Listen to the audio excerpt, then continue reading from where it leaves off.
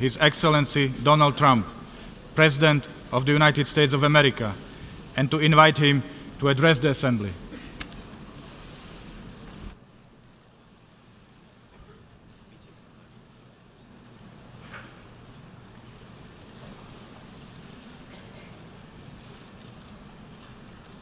Mr. Secretary General, Mr. President, world leaders, and distinguished delegates, welcome to New York.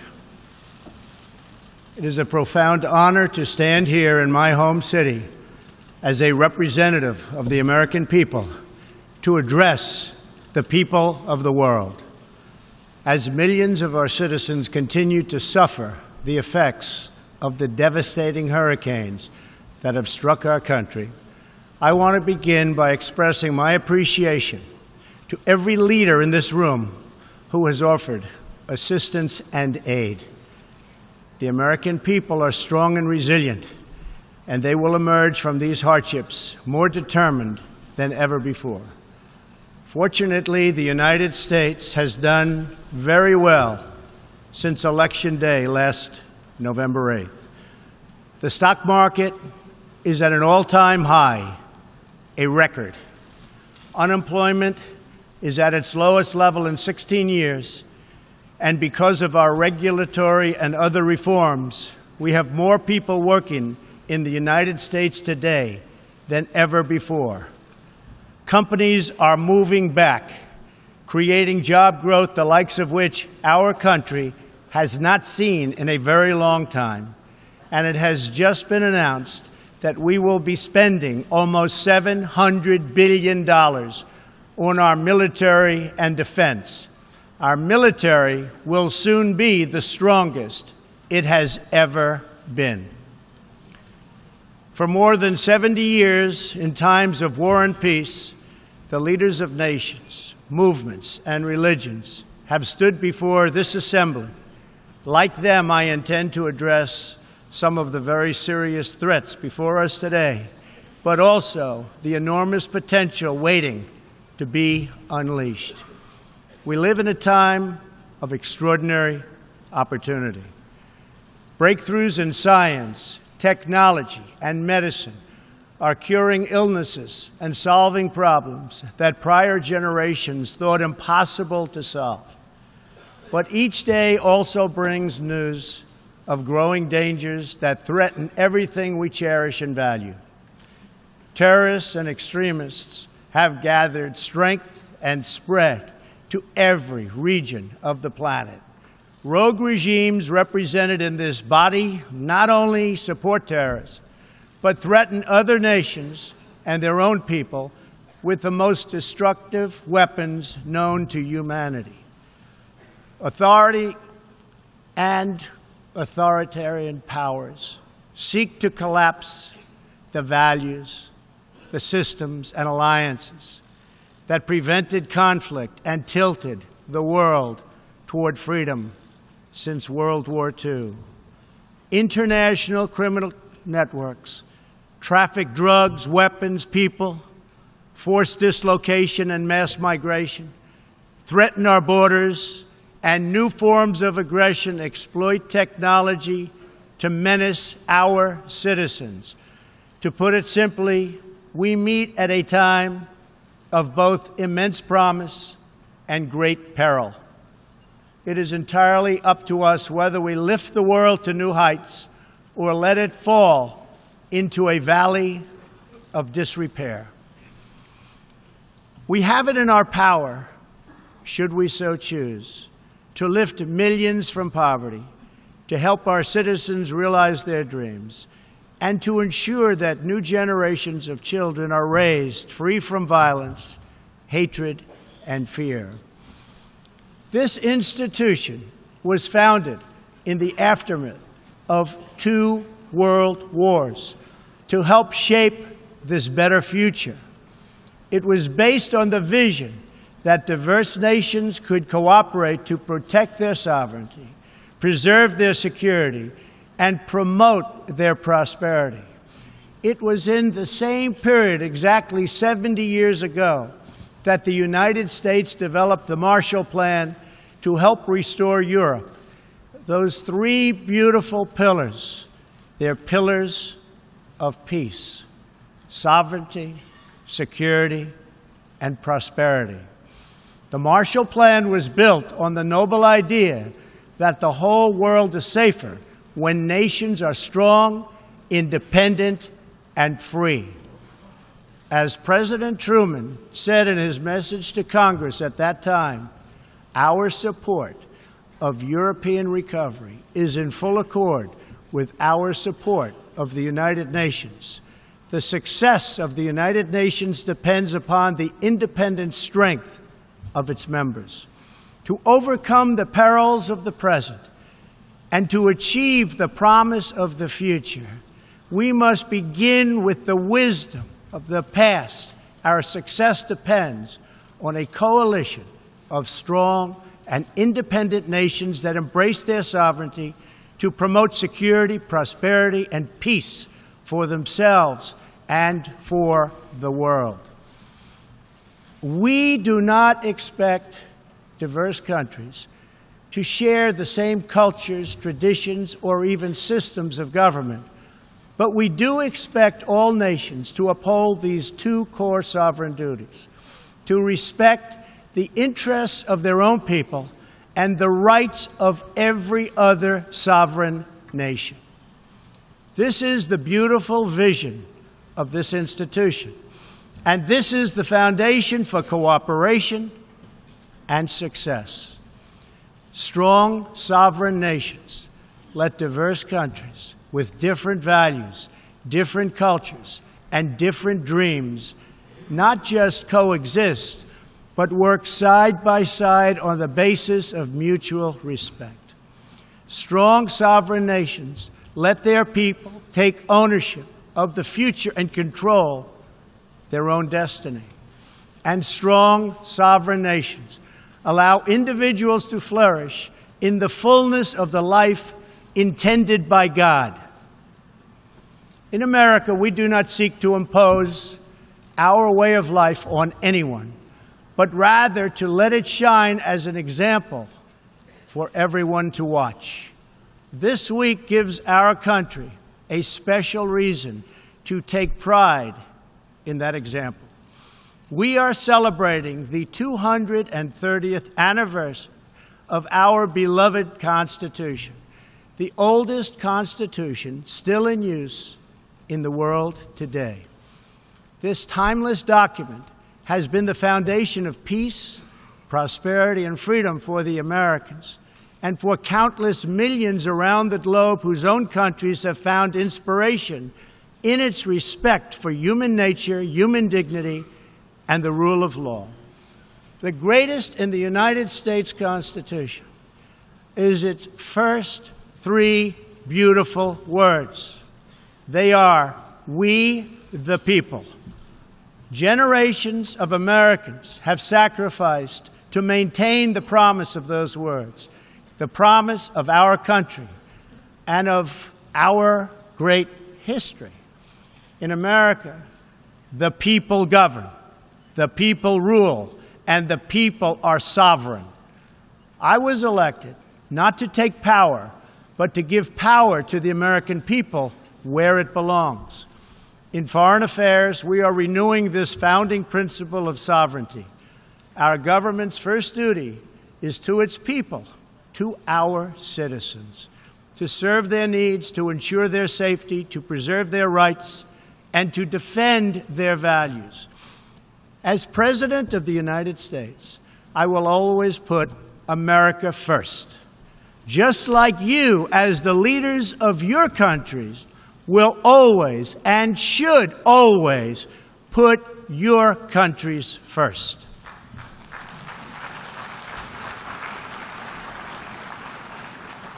All responsible leaders have an obligation to serve their own citizens, and the nation-state remains the best vehicle for elevating the human condition. But making a better life for our people also requires us to work together in close harmony and unity to create a more safe and peaceful future for all people. The United States will forever be a great friend to the world, and especially to its allies. But we can no longer be taken advantage of or enter into a one-sided deal where the United States gets nothing in return. As long as I hold this office, I will defend America's interests above all else. But in fulfilling our obligations to our own nations, we also realize that it's in everyone's interest to seek a future where all nations can be sovereign, prosperous, and secure. America does more than speak for the values expressed in the United Nations Charter. Our citizens have paid the ultimate price to defend our freedom and the freedom of many nations represented in this great hall. America's devotion is measured on the battlefields where our young men and women have fought and sacrificed alongside of our allies. From the beaches of Europe to the deserts of the Middle East to the jungles of Asia. It is an eternal credit to the American character that even after we and our allies emerged victorious from the bloodiest war in history, we did not seek territorial expansion or attempt to oppose and impose our way of life on others. Instead, we helped build institutions such as this one to defend the sovereignty, security, and prosperity for all. For the diverse nations of the world, this is our hope. We want harmony and friendship, not conflict and strife. We are guided by outcomes, not ideology. We have a policy of principled realism rooted in shared goals, interests, and values. That realism forces us to confront a question facing every leader and nation in this room. It is a question we cannot escape or avoid. We will slide down the path of complacency, numb to the challenges, threats, and even wars that we face. Or do we have enough strength and pride to confront those dangers today so that our citizens can enjoy peace and prosperity tomorrow? If we desire to lift up our citizens, if we aspire to the approval of history, then we must fulfill our sovereign duties to the people we faithfully represent. We must protect our nations, their interests, and their futures. We must reject threats to sovereignty from the Ukraine to the South China Sea. We must uphold respect for law, respect for borders, and respect for culture, and the peaceful engagement these allow. And just as the founders of this body intended, we must work together and confront together those who threaten us with chaos, turmoil, and terror.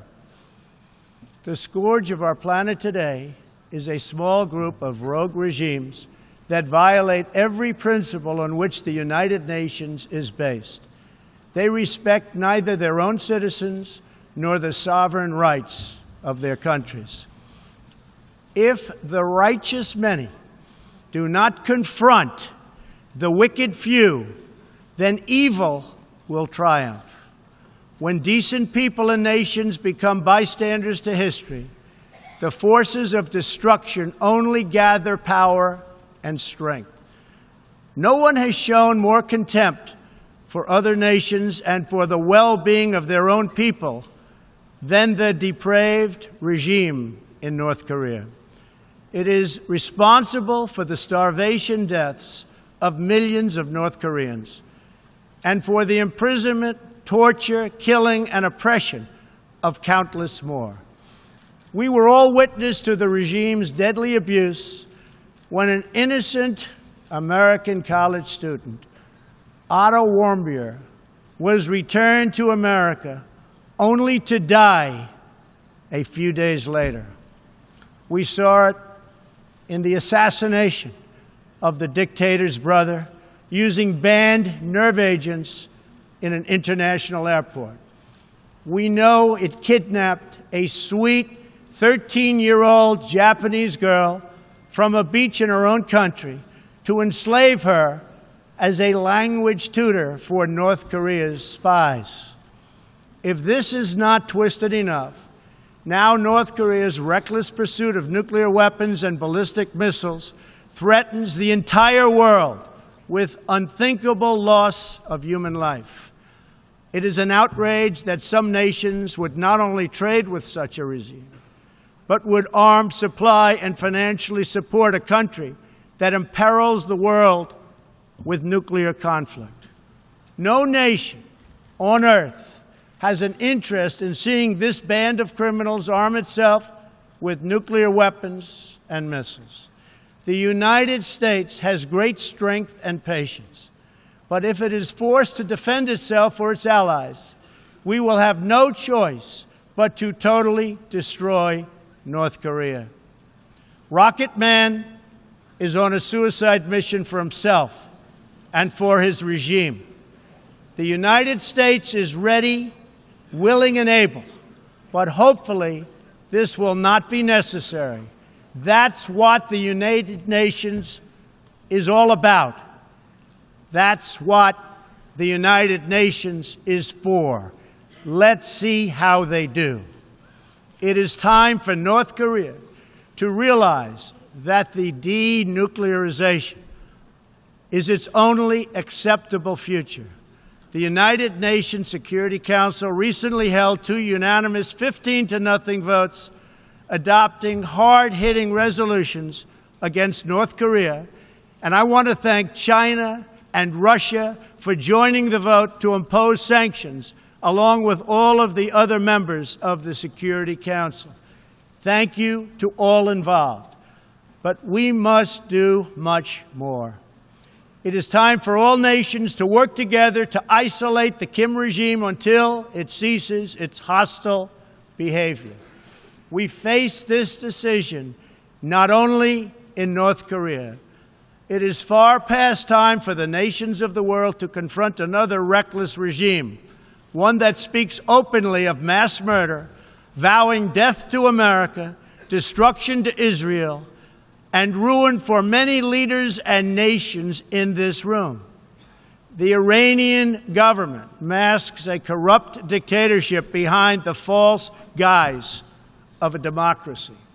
It has turned a wealthy country with a rich history and culture into an economically depleted rogue state whose chief exports are violence, bloodshed, and chaos. The longest-suffering victims of Iran's leaders are, in fact, its own people.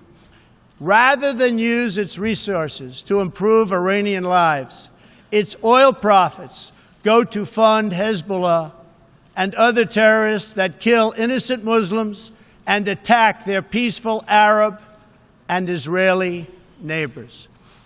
This wealth, which rightly belongs to Iran's people, also goes to shore up Bashar al-Assad's dictatorship, fuel Yemen's civil war, and undermine peace throughout the entire Middle East. We cannot let a murderous regime continue these destabilizing activities while building dangerous missiles, and we cannot abide by an agreement if it provides cover for the eventual construction of a nuclear program.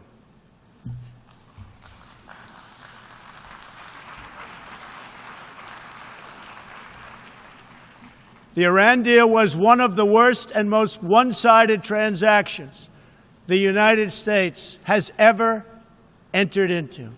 Frankly, that deal is an embarrassment to the United States, and I don't think you've heard the last of it, believe me. It is time for the entire world to join us in demanding that Iran's government end its pursuit of death and destruction. It is time for the regime to free all Americans and citizens of other nations that they have unjustly detained. And above all, Iran's government must stop supporting terrorists, begin serving its own people, and respect the sovereign rights of its neighbors. The entire world understands that the good people of Iran want change. And other than the vast military power of the United States, that Iran's people are what their leaders fear the most. This is what causes the regime to restrict internet access, tear down satellite dishes, shoot unarmed student protesters, and imprison political reformers. Oppressive regimes cannot endure forever, and the day will come when the people will face a choice. Will they continue down the path of poverty, bloodshed, and terror, or will the Iranian people return to the nation's proud roots as a center of civilization, culture, and wealth, where their people can be happy and prosperous once again? The Iranian regime's support for terror is in stark contrast to the recent commitments of many of its neighbors to fight terrorism and halt its financing. In Saudi Arabia early last year, I was greatly honored to address the leaders of more than 50 Arab and Muslim nations. We agreed that all responsible nations must work together to confront terrorists and the Islamic extremism that inspires them. We will stop radical Islamic terrorism because we cannot allow it to tear up our nation and indeed to tear up the entire world. We must deny the terrorists safe haven, transit, funding, and any form of support for their vile and sinister ideology. We must drive them out of our nations. It is time to expose and hold responsible those countries who support and finance terror groups like Al-Qaeda, Hezbollah, the Taliban, and others that slaughter innocent people. The United States and our allies are working together throughout the Middle East to crush the loser terrorists and stop the reemergence of safe havens they use to launch attacks on all of our people. Last month, I announced a new strategy for victory in the fight against this evil in Afghanistan. From now on, our security interests will dictate the length and scope of military operations, not arbitrary benchmarks and timetables set up by politicians. I have also totally changed the rules of engagement in our fight against the Taliban and other terrorist groups. In Syria and Iraq, we have made big gains toward lasting defeat of ISIS. In fact, our country has achieved more against ISIS in the last 8 months than it has in many, many years combined. We seek the de-escalation of the Syrian conflict and a political solution that honors the will of the Syrian people. The actions of the criminal regime of Bashar al-Assad, including the use of chemical weapons against his own citizens, even innocent children, shock the conscience of every decent person. No society can be safe if banned chemical weapons are allowed to spread. That is why the United States carried out a missile strike on the airbase that launched the attack. We appreciate the efforts of the United Nations agencies that are providing vital humanitarian assistance in areas liberated from ISIS, and we especially thank Jordan, Turkey, and Lebanon for their role in hosting refugees from the Syrian conflict. The United States is a compassionate nation. and has spent billions and billions of dollars in helping to support this effort. We seek an approach to refugee resettlement that is designed to help these horribly treated people and which enables their eventual return to their home countries to be part of the rebuilding process. For the cost of resettling one refugee in the United States, we can assist more than 10 in their home region. Out of the goodness of our hearts, we offer financial assistance to hosting countries in the region, and we support recent agreements of the G20 nations that will seek to host refugees as close to their home countries as possible. This is the safe, responsible, and humanitarian approach. For decades, the United States has dealt with migration challenges here in the Western Hemisphere. We have learned that over the long term, uncontrolled migration is deeply unfair to both the sending and the receiving countries. For the sending countries, it reduces domestic pressure to pursue needed political and economic reform and drains them of the human capital necessary to motivate and implement those reforms. For the receiving countries, the substantial costs of uncontrolled migration are borne overwhelmingly by low-income citizens whose concerns are often ignored by both media and government. I want to salute the work of the United Nations in seeking to address the problems that cause people to flee from their homes.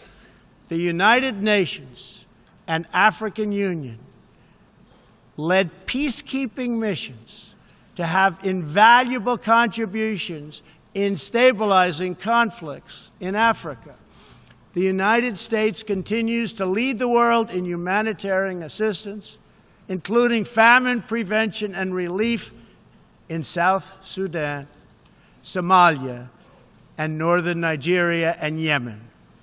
We have invested in better health and opportunity all over the world through programs like PEPFAR, which funds AIDS relief, the President's Malaria Initiative, the Global Health Security Agenda, the Global Fund to End Modern Slavery, and the Women Entrepreneurs Finance Initiative, part of our commitment to empowering women all across the globe. We also thank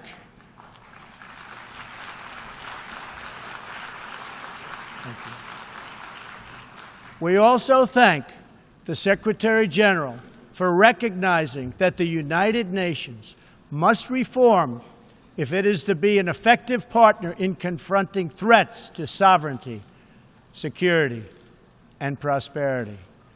Too often, the focus of this organization has not been on results, but on bureaucracy and process. In some cases, states that seek to subvert this institution's noble aims have hijacked the very systems that are supposed to advance them.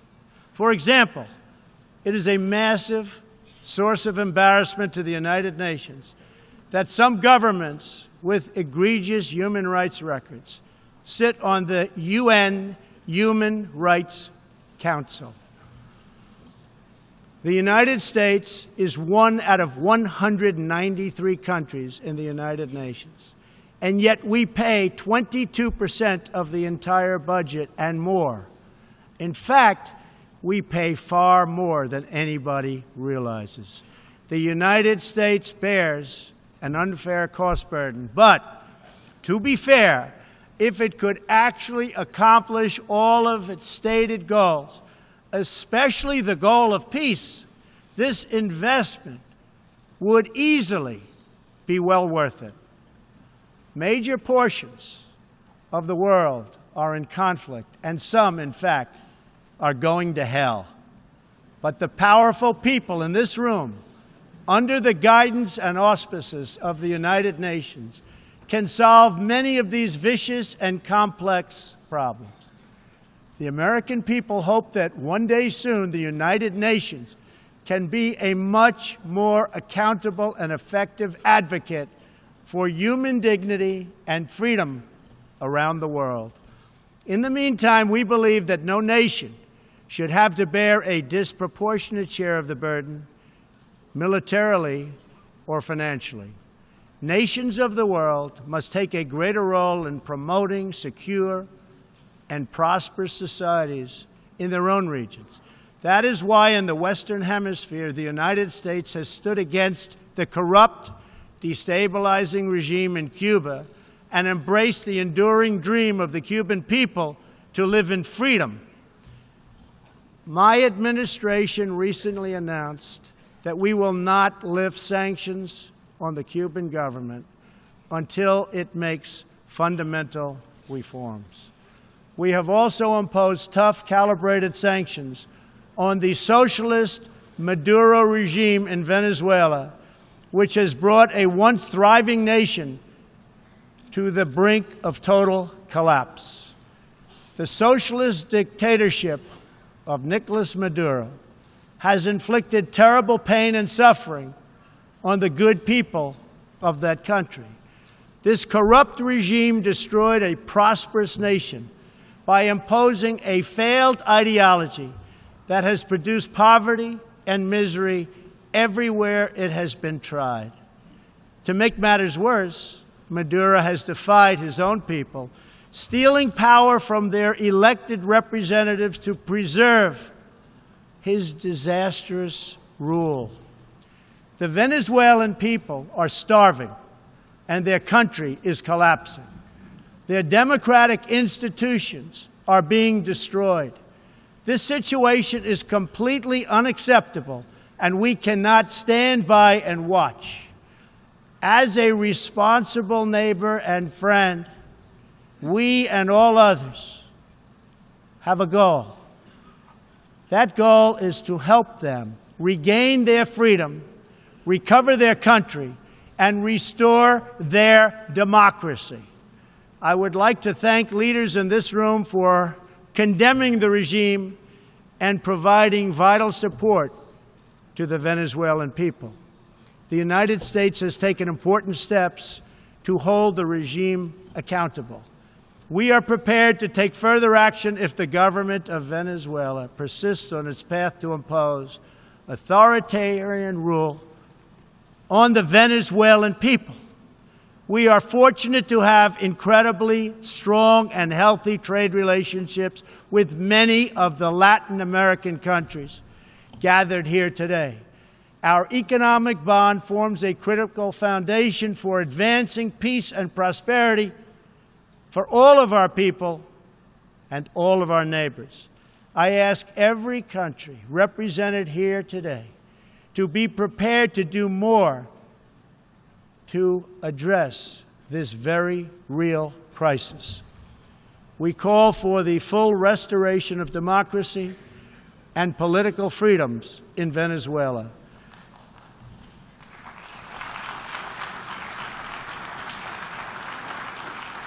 The problem in Venezuela is not that socialism has been poorly implemented, but that socialism has been faithfully implemented.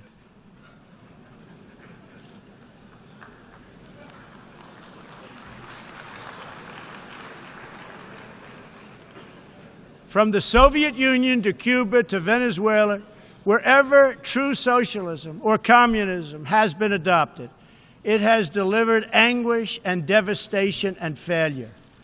Those who preach the tenets of these discredited ideologies only contribute to the continued suffering of the people who live under these cruel systems. America stands with every person living under a brutal regime. Our respect for sovereignty is also a call for action. All people deserve a government that cares for their safety, their interests, and their well-being, including their prosperity. In America, we seek stronger ties of business and trade with all nations of goodwill. But this trade must be fair and it must be reciprocal. For too long, the American people were told that mammoth multinational trade deals, unaccountable international tribunals, and powerful global bureaucracies were the best way to promote their success. But as those promises flowed, millions of jobs vanished and thousands of factories disappeared. Others gamed the system and broke the rules. And our great middle class, once the bedrock of American prosperity, was forgotten and left behind. But they are forgotten no more, and they will never be forgotten again. While America will pursue cooperation and commerce with other nations, we are renewing our commitment to the first duty of every government, the duty of our citizens. This bond is the source of America's strength and that of every responsible nation represented here today. If this organization is to have any hope of successfully confronting the challenges before us, it will depend, as President Truman said some 70 years ago, on the independent strength of its members. If we are to embrace the opportunities of the future and overcome the present dangers together, there can be no substitute for strong, sovereign, and independent nations. Nations that are rooted in their histories and invested in their destinies. Nations that seek allies to befriend, not enemies to conquer. And most important of all, nations that are home to patriots, to men and women who are willing to sacrifice for their countries, their fellow citizens, and for all that is best in the human spirit. In remembering the great victory that led to this body's founding, we must never forget that those heroes who fought against evil also fought for the nations that they loved. Patriotism led the Poles to die to save Poland, the French to fight for a free France, and the Brits to stand strong for Britain. Today, if we do not invest ourselves, our hearts and our minds in our nations, if we will not build strong families, safe communities, and healthy societies for ourselves, no one can do it for us. We cannot wait for someone else, for faraway countries or far-off bureaucracies. We can't do it. We must solve our problems to build our prosperity, to secure our future, or we will build vulnerable to decay, domination, and defeat. The true question for the United Nations today, for people all over the world who hope for better lives for themselves and their children, is a basic one. Are we still patriots? Do we love our nations enough to protect their sovereignty and to take ownership of their futures? Do we revere them enough to defend their interests, preserve their cultures, and ensure a peaceful world for their citizens? One of the greatest American patriots, John Adams, wrote that the American Revolution was effected before the war commenced. The revolution was in the minds and hearts of the people. That was the moment when America awoke, when we looked around and understood that we were a nation. We realized who we were, what we valued, and what we would give our lives to defend. From its very first moments, the American story is the story of what is possible when people take ownership of their future. The United States of America has been among the greatest forces for good in the history of the world, and the greatest defenders of sovereignty, security, and prosperity for all. Now we are calling for a great reawakening of nations, for the revival of their spirits, their pride, their people, and their patriotism. History is asking us whether we are up to the task. Our answer will be a renewal of will, a rediscovery of resolve, and a rebirth of devotion we need to defeat the enemies of humanity and unlock the potential of life itself. Our hope is a word and world of proud, independent nations that embrace their duties, seek friendship, respect others, and make common cause in the greatest shared interest of all, a future of dignity and peace for the people of this wonderful earth. This is the true vision of the United Nations, the ancient wish of every people, and the deepest yearning that lives inside every sacred soul. So let this be our mission, and let this be our message to the world.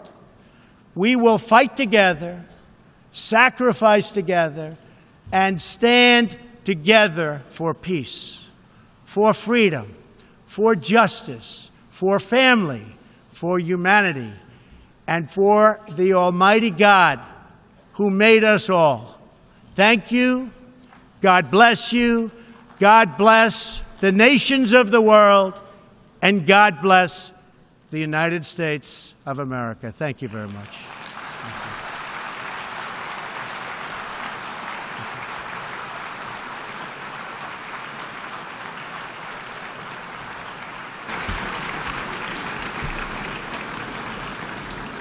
On behalf of the General Assembly, I wish to thank the President of the United States of America for the statement just made. May I request representatives to remain seated while we greet the President, after which the meeting will stand suspended for 5 minutes before resuming to hear the next speaker.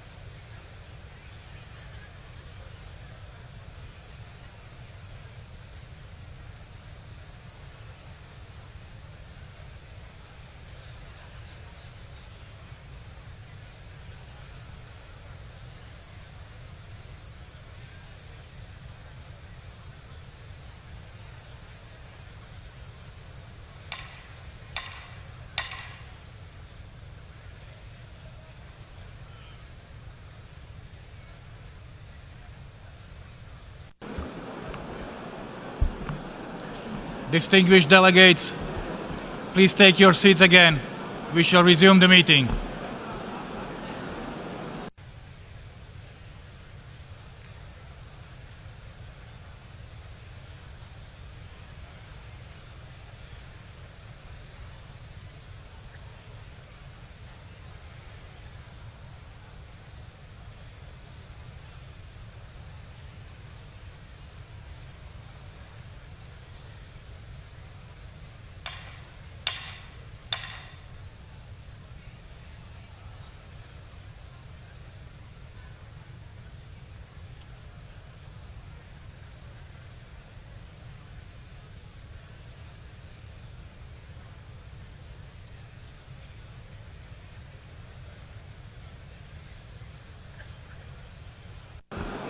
Distinguished delegates, please return to your seats or leave the hall.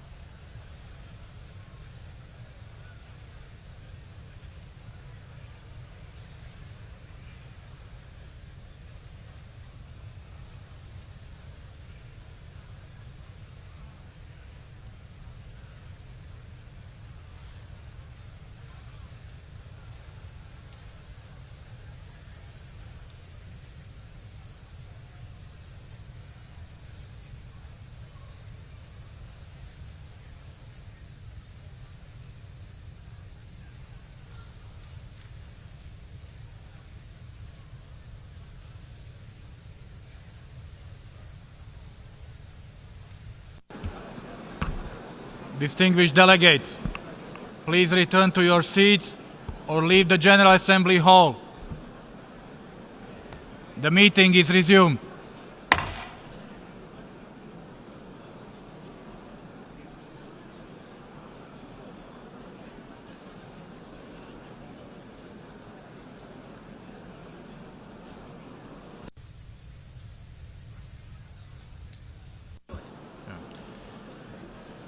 The Assembly will hear an address by His Excellency Alpha Condé, President of the Republic of Guinea. I request protocol to escort His Excellency.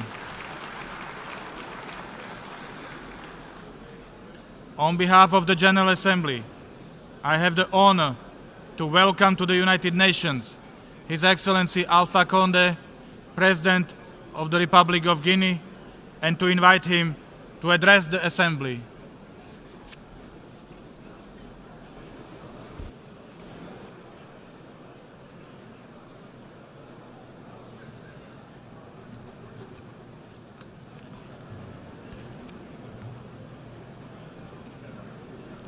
Monsieur le Président, Mr. President, Excellencies, ladies and gentlemen, heads of state and government, Secretary General, ladies and gentlemen, delegates, ladies and gentlemen. It is a great honor for me, in my capacity as chairperson of the African Union, to take the floor in this crucible of multilateralism, to speak to this august assembly. The topic uniting us is focusing on people, striving for peace and a decent life for all on a sustainable planet. This topic is particularly pertinent for Africa. From the